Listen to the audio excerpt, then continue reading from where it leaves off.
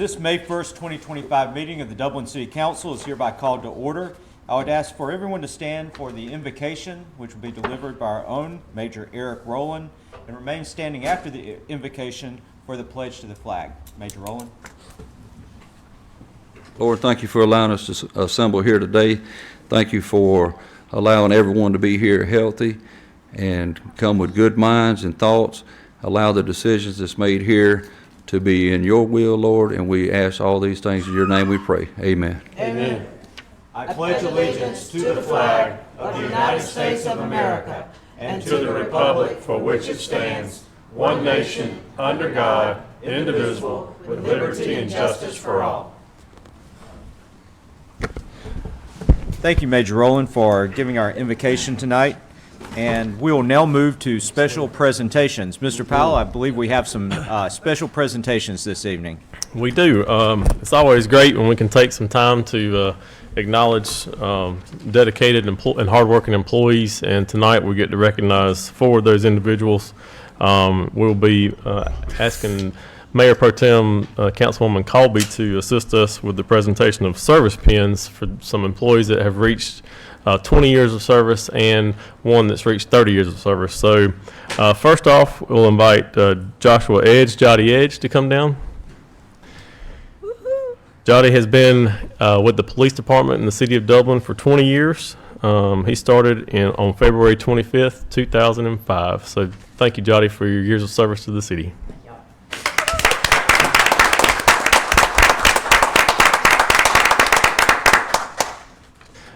Eric Rowland.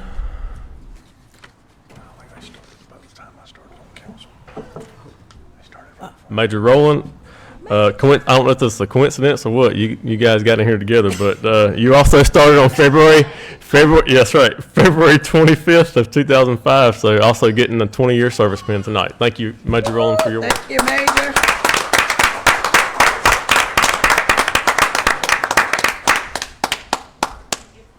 Mr. Leo Butts. Leo.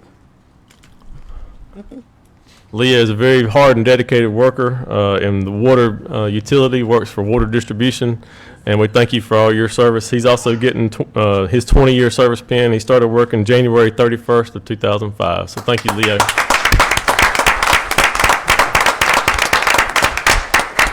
And last but certainly not least, receiving his 30-year service pin, the one and only Mr. Tony Brazil.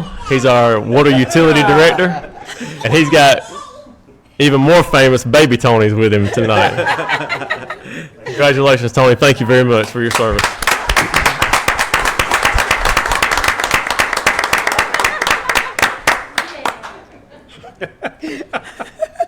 All right.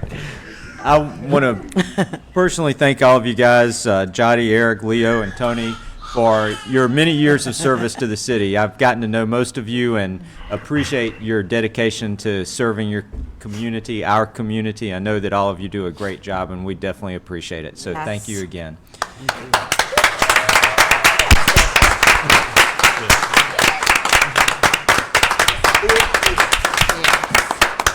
Thank you. All right. So we'll now move into our regular agenda items. Our first item on tonight's agenda is approval of the April 17th, 2025 City Council meeting minutes. Those minutes are in your packet. I know that we looked at them at pre-council meeting. Any questions or items to discuss on the last meeting's minutes? If not, do we have a motion? Make a motion for approval. Second. All right, we have a motion from Councilman Griggs, a second from Councilman Godfrey. All in favor, please say aye. Aye. Any opposed, nay. The ayes have it. Approval of bills over $15,000. This is item 2 on our agenda. Do we have a motion? Make a motion to approve the bills. We have a motion from Councilman Second. Griggs, a second from Councilman Colby. All those in favor of approval of bills over $15,000, please say aye. Aye. Any opposed? The ayes have it.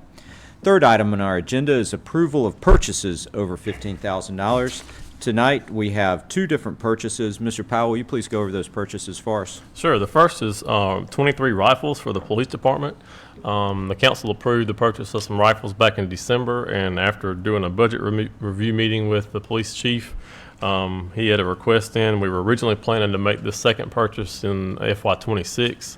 But due to some savings we've experienced in the police department budget for this current fiscal year, we're recommending council go ahead and approve this purchase now. It is for 23 rifles from GT Distributors out of Austin, Texas.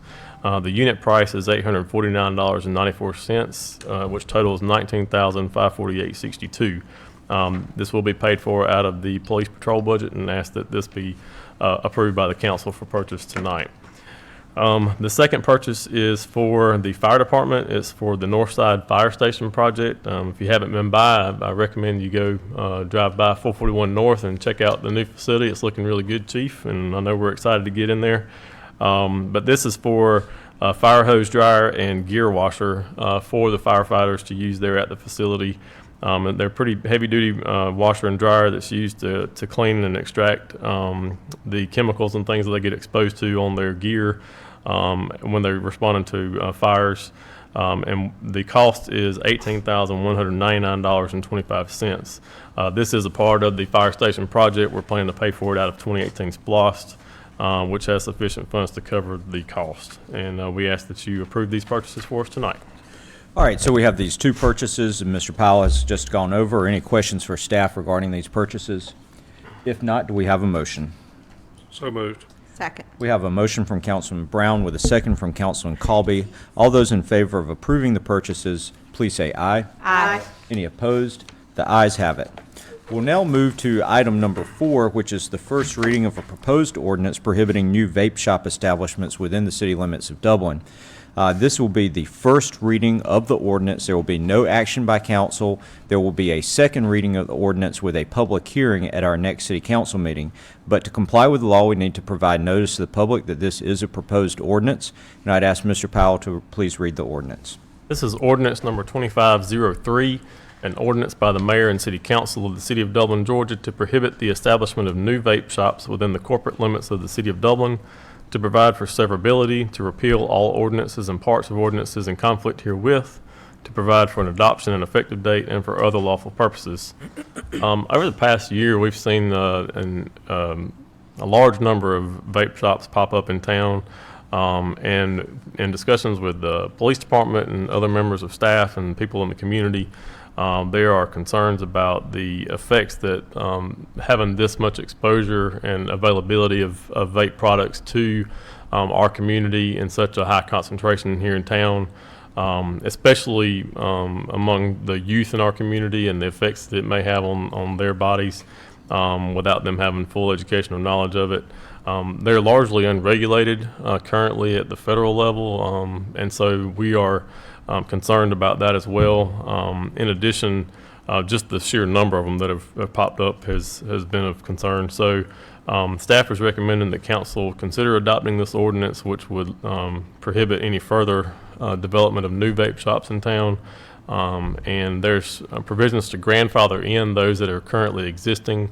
And then if they cease operation or change the scope, change the ownership, then they would no longer be allowed to operate as vape shops going forward. So this is a first reading. The second reading will be on the May 15th council meeting, which will be held at 12 noon here at City Hall.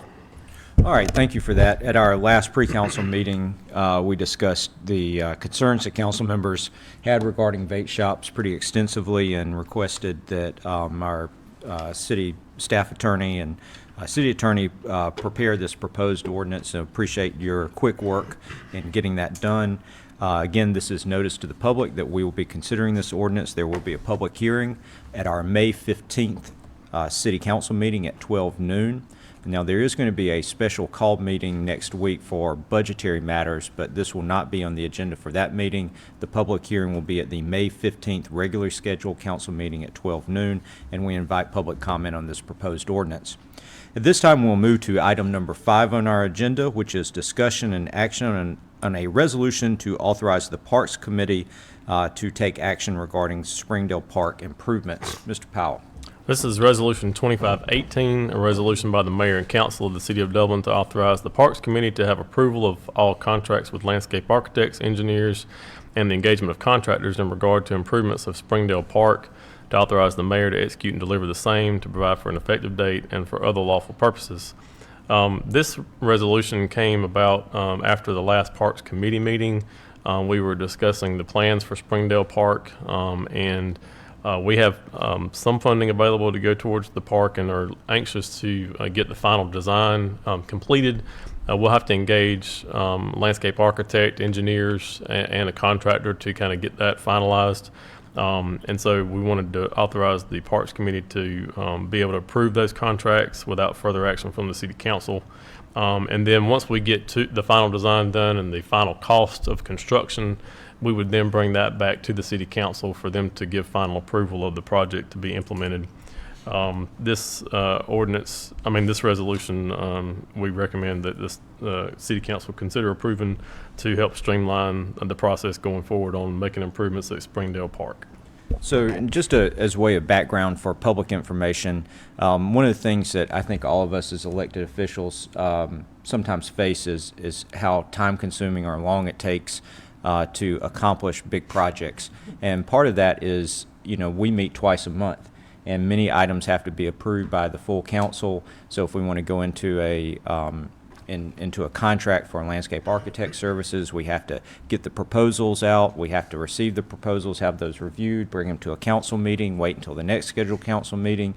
And for a project of this size, even just the design stage is going to require a landscape architect, probably a surveyor. It's probably going to require engineering as well as a contractor to do the initial site investigation. So you've got 4 different contracts, and it has happened in the past many times where some of those contracts may not even be available until the day after a city council meeting. So then you have to wait another 2 to 4 weeks before the council can even approve the contract.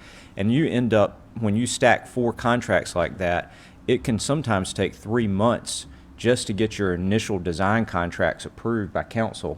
So in trying to move this project forward and streamline that process, what we're doing is asking council to go ahead and authorize the Parks Committee to approve these initial design contracts so that we can get the project moving.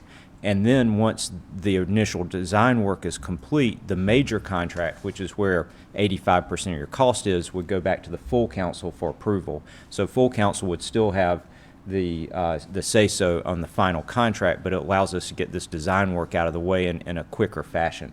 So I think that's the purpose of it. That's just kind of explaining the background for the public's benefit. At this point, Would you let the people know who's on the Parks Committee, for those that don't know? Yes, the Parks Committee is composed of Tess Godfrey, Sarah Colby, Paul Griggs. Those are the 3 members of the Parks Committee. And then I sit in on many of the Parks Committee meetings, and then Mr. Powell, our city manager, generally brings the contracts and the information from a staff perspective. Yes. As a non-sitting member of the Parks Committee, I'll make the motion to make that, to make this. Okay. So I'd just like to point out too, just for the public's benefit, we're still working now too. Currently, we're finalizing and working to get final pricing to implement the overall changes that are going to take place at Hilburn Park as well as Pritchett Park. So those are still in the works, and we'll be bringing to council, I'm hoping in the next month or so, the final pricing for that, for them to approve for the construction of those projects to move forward, because we're still moving forward with those. There's still work to be done at both of those parks, and we hope to complete those in this current calendar year. And so we're doing this on top of that, and we're going to deliver to the public on this as well. And I should also say that Councilman Chris Smith was at our pre-council meeting, Yes. where this was also discussed and had no objection to this. So we have a motion from Councilman Brown Yeah, to approve this resolution. to approve the resolution. Do we have a second? Second. We have a second from Councilman Griggs. Any further discussion on the motion? Without any, all those in favor, please say aye. Aye. Any opposed? All right, the ayes have it. I should also say that we're going to try something on this project that I think will be helpful. I know that when I was with the Downtown Development Authority, we did this on one of the plaza projects, and it was successful, is sometimes you hire a landscape architect, and then you hire an engineer, and then you hire a contractor, and every time you hire a new level, they go back and say, well, we could save a little bit of money if we change this part of the landscape design, or we can change a little bit, save some money if we change this part of the engineering. Well, in this situation with Springdale, we're going to try to hire all of them at the same time and have them work in a collaborative manner so that they can identify cost savings right from the beginning. And hopefully that will allow it to go faster, but also save money so that we don't have to redo plans when we find cost savings later on. So that's just some more information about what we're trying to do to deliver this project as efficiently as possible. So we'll now move to item number 6 on the agenda, which is discussion on an agreement with State Broadcasting Corporation for advertising. Mr. Powell. This is Resolution 2519, a resolution of the City of Dublin, Georgia, by and through its mayor and council, approving a contract with State Broadcasting Corporation for a 12-month advertising service and cost agreement concerning advertising segments for the City of Dublin, to authorize the mayor and city clerk to execute the same, set an effective date, and for other lawful purposes. You may have heard on the radio, we've been doing little 30-second segments that Renee Cook, is our marketing and communications director, has worked very hard on and done a really good job with. And, you know, it's just another way we're trying to reach out and make sure the public's aware of things that are going on with the city, and that we're getting out some good messaging about things that the city residents can help us with. You may have heard a radio ad about, you know, not flushing baby wipes and what the impact it has on the utility system. Also, I know our fire chief's here, and we've had radio segments about the importance of checking your smoke detectors, and those just kind of public awareness advertisements. So this contract is with State Broadcasting. It is for 30-second segments to run throughout the year during various times of the day. That's listed in your backup materials, Mayor and Council. But it's on 4 different stations. That's WQZY, which is Y96, 107.9, 101.3, and 104.9. So if you listen to any of those stations, you should be able to hear some good messaging from the City of Dublin. Also, there's information about upcoming council meetings that we share on there as well, so stay tuned. All right. Any questions for Mr. Powell regarding this advertising plan for the year? If not, do we have a motion? Make a motion for approval. Second. We have a motion from Councilman Griggs, a second from Councilman Godfrey. All those in favor, please say aye. Aye. Any opposed, say nay. The ayes have it. We'll now move to item number 7, discussion on purchasing real estate located at 205 East Johnson Street. Mr. Powell. Resolution 2520, a resolution of the City of Dublin, Georgia, by and through its mayor and council, to approve the purchase of tax parcel D15F024, which is 205 East Johnson Street. This is it also sets an effective date and has other lawful purposes. During our last executive session, we discussed the possibility of negotiating the purchase of this property. It's a relatively rundown and dilapidated structure on Johnson Street, and I know that we've been working hard to do what we can, both through our efforts, our independent efforts in code enforcement, and with our legal department, as well as our partnership with the Dublin Large Land Bank. And this is one of those pieces of property. It's right across from the old Johnson Street School site, and it's got some really nice architecture about it. So we're going to work with the land bank to see if we could get a developer to get a proposal together to get it rehabbed and back on the market. So the purchase price is for $5,000 from Janie Walker as the owner. And we ask that council approve this resolution to authorize us to finalize the contract with her. All right. I know that we discussed this at our last meeting in executive session, and at which point we directed staff to attempt to get a contract signed. They have the signed contract. Do we have any comments or questions from council members? All right. If not, do we have a motion? Make a motion to approve this purchase. Second. We have a motion from Councilman Colby, a second from Councilman Godfrey. Any discussion on the motion? Hearing none, all those in favor of the motion, please say aye. Aye. Any opposed? The ayes have it. We'll now move to item number 8 on the agenda, which is discussion on an agreement with Georgia Power for lights at the roundabout. This will be the new roundabout that will be constructed as part of our TIA-funded project, which is a sales tax funded project. It's a roundabout at Woodlawn and Claxondary Road. And just as background, and I know that Mr. Bradshaw can tell us this, that intersection at Woodlawn and Claxondary has a pretty high rate of traffic accidents and other near misses. So having a roundabout there will increase the safety of that very large intersection. That project is going to be funded with sales tax dollars from a regional sales tax. And as part of that project, we have to have that area lit with streetlights. and this is a project with Georgia Power to purchase and maintain those streetlights. Mr. Powell, anything else to add on that? I just need to read the resolution. Okay, thank you. It's 2521, a resolution of the City of Dublin, Georgia, by and through its mayor and council to approve an agreement with Georgia Power Company for the installation and maintenance of streetlights along a portion of Claxton Dairy Road, to authorize the mayor and city clerk to execute the same, set an effective date and for other lawful purposes. And it is for 12 new streetlights. There may be some new poles that have to be set, but they will be set on existing poles if they're available.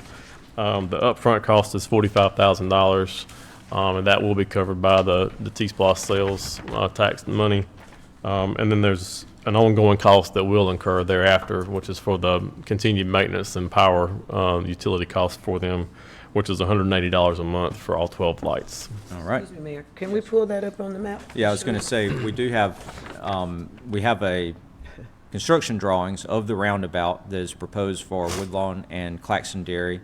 Those materials, I said this construction drawing should be in the backup materials. If we can get that pulled up, we will. But if anybody of the public is interested in what this roundabout will look like, you should be able to get that from the city. Just email a request for it. Thank you. Any other questions or comments regarding this?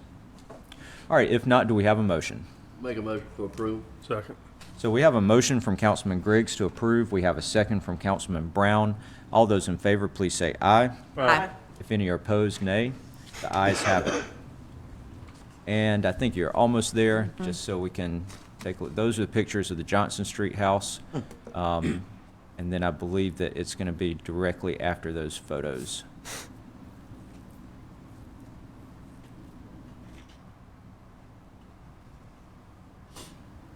There we go. So in this, you can see the intersection, which is now a very large intersection, will be replaced with a roundabout, and the location of the lights is shown in blue. And it's the areas that, so the lights will go all the way from the approach to the roundabout, and then on the corners of the roundabout, and going in all four directions. Okay, great. We'll now move to item number 9 on the agenda, which is discussion on a resolution for insurance benefits for our 2026 plan for the City of Dublin. Mr. Powell.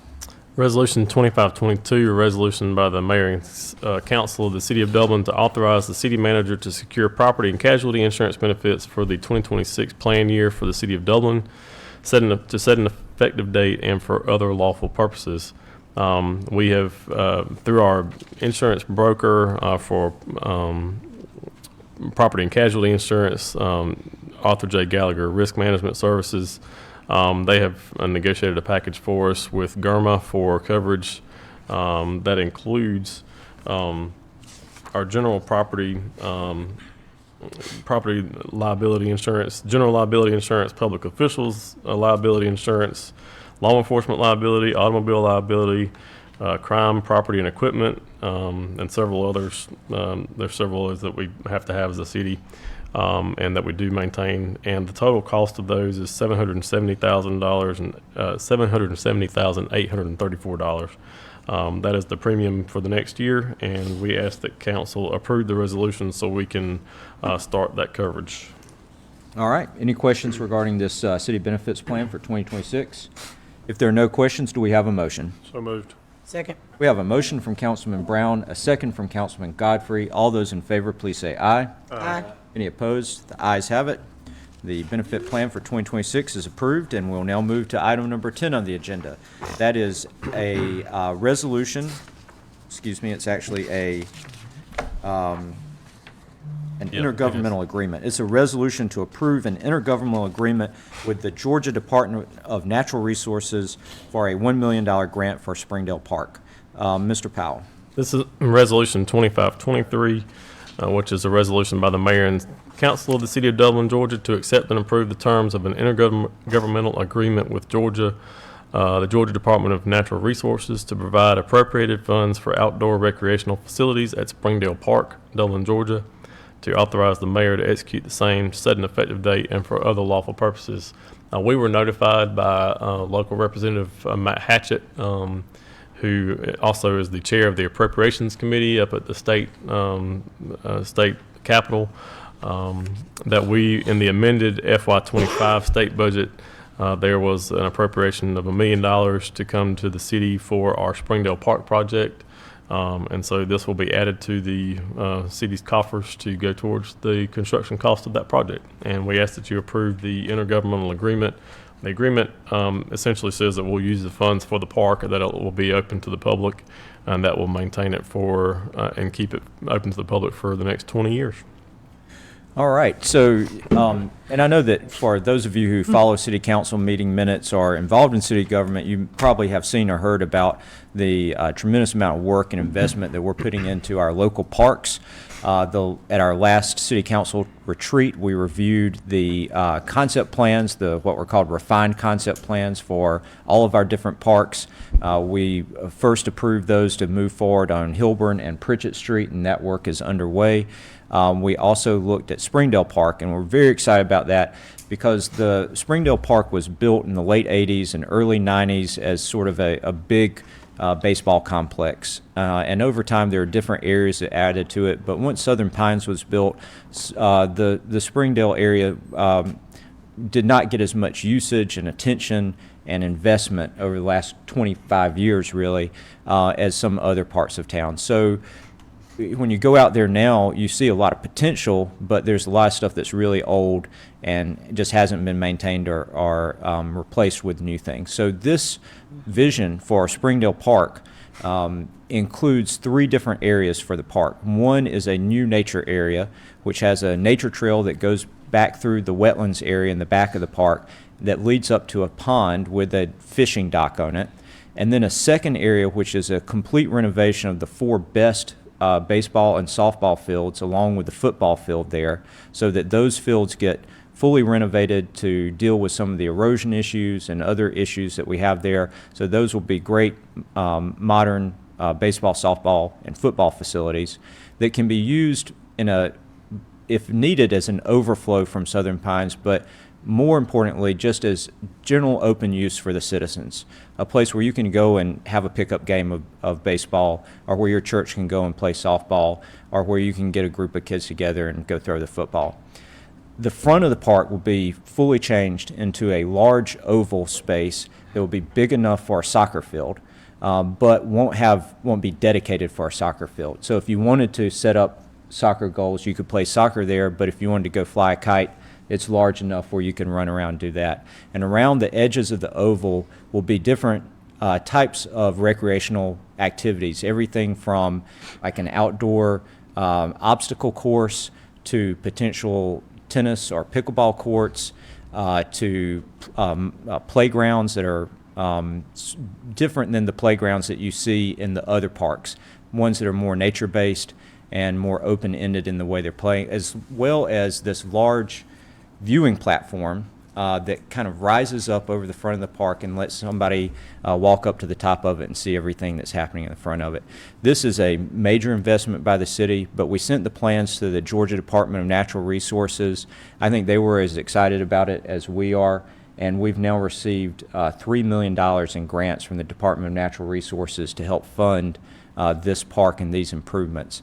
And that's part of what we talked about earlier tonight, is getting the Parks Committee able to move forward with this project as quickly as possible, because I know my kids are getting older every year, and I want to make sure that they and all the other kids in Dublin have an opportunity to use it before they're off to adulthood. So in any case, that is the background on this MOU. Is there anything else that anybody would like to say regarding the Springdale Park project?